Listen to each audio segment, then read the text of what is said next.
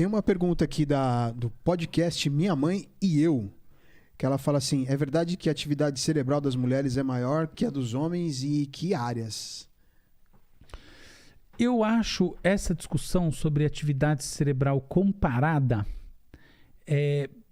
uma questão que é muito enganosa, em geral. Por quê? Primeira coisa é o seguinte: a atividade cerebral, ela não é idêntica a todos os momentos da vida. E não é idêntica conforme as coisas que a gente sente. Pelo contrário, ela muda com isso.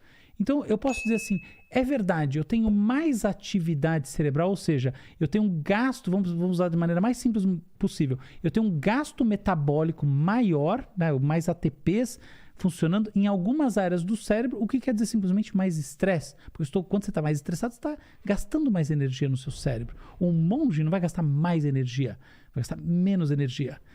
Eu posso dizer o seguinte, não, eu tenho mais atividade neurológica, metabólica, como você vai falar, porque eu estou me esforçando mais, é uma coisa da cultura.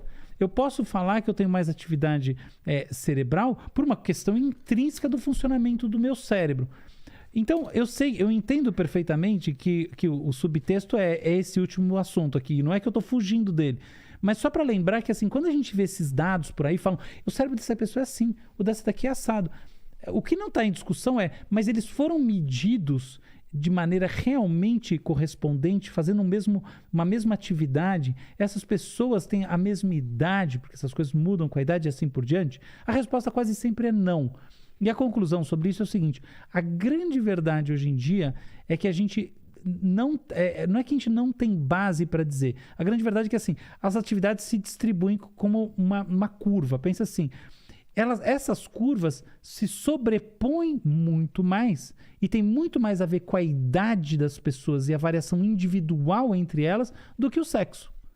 Essa é a verdadeira resposta. Eu sei que parece uma resposta sem graça, mas é como se eu dissesse assim, não, isso não é verdade. Ainda que eu conheça as evidências, posso falar, claro, sei quais são as áreas, todo esse papo. Mas esse papo que está lá, que está publicado na literatura internacional, ele tem um quê de não verdade, porque justamente quando você vai olhar, tá bom, mas varia mais eu tenho um ano a mais, um ano a menos, ou varia mais o sexo? Varia mais, tem um ano mais, um ano a menos. Então, essas variações, elas estão dentro de uma margem de erro, de um, assim, a gente pode falar assim, de um intervalo de variações naturais que cria uma fenda aqui que não permite a gente fazer esse tipo de comparação com segurança.